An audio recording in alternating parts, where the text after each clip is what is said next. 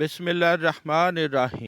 جنات کے وہ 11 گروہ جو پوری دنیا میں پھیلے ہوئے ہیں، ان کی شکلیں کیا ہیں اور وہ کیا کچھ کرتے ہیں، ان کے بارے جان کر آپ خوف اور حیرانی سے سوچیں گے کہ کیا جنات ایسے بھی ہوتے ہیں۔ آپ نے جنات کے بارے میں آج تک بہت کچھ سنا ہوگا، مگر آج آپ کو حقیقت میں بتائیں گے کہ از قلم سفیان رومی۔ السلام علیکم، امید ہے کہ آپ سب خیریت سے ہوں گے۔ جنات پر بحث ازل سے جاری ہے۔ بہت سے لوگ اس کھوج میں رہتے ہیں کہ جنات کیسے ہوتے ہیں، وہ کیا کچھ کر سکتے ہیں، ان کی شکلیں جانوروں جیسی ہوتی ہیں یا انسانوں جیسی۔ جنات کے موضوعات پر مبنی بہت سی کتابوں میں ان کے وجود و مخلوق کا ذکر پایا جاتا ہے اور ان کی اقسام پر بھی روشنی ڈالی گئی ہے، لیکن پروفیسر محمد عبداللہ بٹی نے اپنی کتاب سرمایہ درویش میں جنات کی سرگرمیوں کا ذکر کرتے ہوئے ان کی گروہوں کا ذکر کیا ہے جو اس دنیا میں پھیلے ہوئے ہیں اور بوقت ضرورت انسانوں کو تنگ کرتے رہتے ہیں۔ جنات کے یہ 11 گروہ کیا کچھ کر سکتے ہیں، آئیں آپ کو بتاتے ہیں۔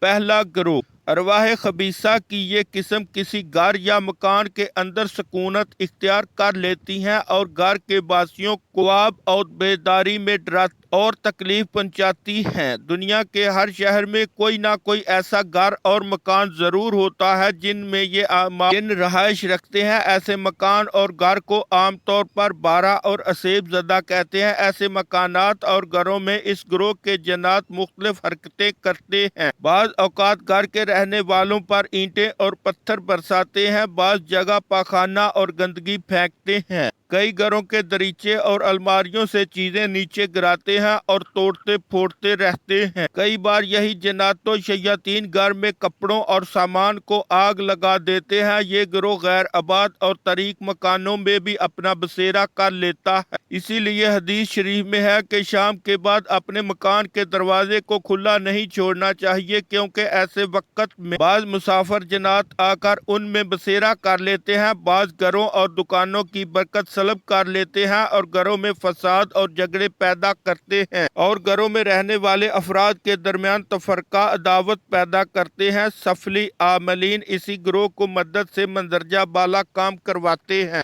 دوسرا گروہ، یہ وہ گروہ ہے جس میں ایسے جنات اور شیاطین ارواح خبیثہ شامل ہیں جو انسانوں پر مسلط ہو جایا کرتی ہیں، اس سے ان کی صحت خراب ہو جاتی ہے اور سخت لا علاج امراض میں مبتلا ہو جاتے ہیں جو حکماء اور ڈاکٹروں کی دواؤں سے ہرگز علاج پذیر نہیں ہوتے۔ بعض دفعہ ایسے گروہ کے جنات انسان کے جسم کے کسی خاص حصوں کو متاثر کرتے ہیں تو وہ حصہ شل، مفلوج اور بیکار ہوتا ہے یا اس پر کوئی زخم نمودار ہو جاتا ہے۔ جو لوگ اس قسم کے شیاطین اور جنونی عصیب کا انکار کرتے ہیں، گویا وہ حقائق قرآن سے انکار کرتے ہیں، کیونکہ اللہ تعالیٰ قرآن کریم میں حضرت ایوب علیہ السلام کی زبانی فرماتے ہیں، ترجمہ یعنی شیاطین نے مجھے چھو کر اپنے عصیب سے دکھ اور عذاب میں مبتلا کر دیا ہے۔ بعض اوقات ارواح خبیثہ جب انسانوں پر مسلط ہوتی ہیں یا سفلی جادوگر اپنے عمل یا جادو کے ذریعے مسلط کرتے ہیں تو یہ انسانوں کو طرح طرح کی تکلیف میں مبتلا کرتی ہیں اور گروہ کے جنات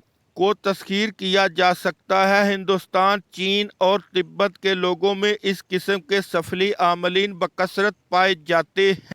تیسرا گروہ، اس گروہ میں شامل جنات ارواح خبیثہ اکثر قبرستانوں میں اور ان کے گرد و نواح میں اپنا بسیرا کرتے ہیں۔ یہ جنات زندگی میں انسانوں کے ہمراہ رہنے والے طبی ہمزاد ہوتے ہیں جو موت کے بعد وجود عنصری سے جدا ہو کر کچھ عرصہ متوفی لوگوں کی قبروں پر منڈلاتے رہتے ہیں۔ ہندو لوگوں میں یہ عقیدہ عام طور پر پایا جاتا ہے مرنے کے بعد اس کی روح بھوت بن کر مردے کے خواہش و عقائد پر بعض دفعہ مسلط ہو جاتی ہیں۔ اس لیے یہ لوگ جب کبھی اپنے مردے جلانے کے لیے مرگھٹ میں جاتے ہیں تو اپنا لباس اور حلیہ تبدیل کر کے اس قدر مبالغہ کرتے ہیں کہ مردے کے بعد سر، داڑھی اور مونچھیں تک منڈوا لیتے ہیں تاکہ موت کے بعد ان کے متوفی کی روح بھوت بن کر انہیں پہچان نہ سکے۔ نیز ہندو لوگوں میں یہ بھی رواج ہے کہ مرگھٹ میں جس وقت یہ لوگ اپنا مردہ جلاتے ہیں اور مردے کی کھوپڑی جل کر تڑاک سے پھٹتی ہے تو یہ وہاں سے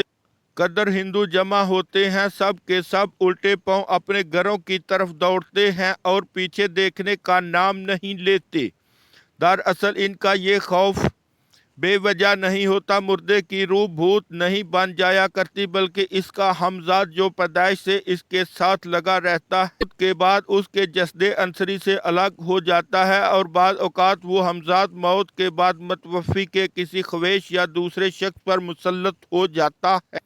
चौथा गिरोह शयातीन और जिन्नों का ये गिरोह जोहर खानों और मुज़ब्बा गाहों के आस पास मंडलाता रहता है और जानवरों के खून और हड्डियों वगैरह से अपनी ग़िज़ा हासिल करता है। हदीस शरीफ में आता है कि हज़रत रसूलुल्लाह सल्लल्लाहु अलैहि वसल्लम ने गोबर, हड्डियों, कोयले से इस्तंजा करने से अपने असहाब को मना फरमाया है और फरमाया कि ये चीज़ें जन्नत की खुराक हैं। अगर इनसे इस्तंजा किया जाएगा तो फिर ये जन्नत की खुराक के काबिल नहीं रहती। दरअसल बात यह है कि जन्नत हड्डी, गोबर और कोयले को बायना खा नहीं लेते, बल्कि इनमें से फास्फोरस और कार्बन की किस्म की खारिज होने वाली गैसों में उनकी खुराक मौजूद होती है। इसलिए जोहर खानों और मज़बा गाहों के पास इस किस्म के जन्नात अपनी मखसूस खुराक हासिल करने के लिए आते हैं और बाज़ औक़ात इंसानों को तंग करते हैं।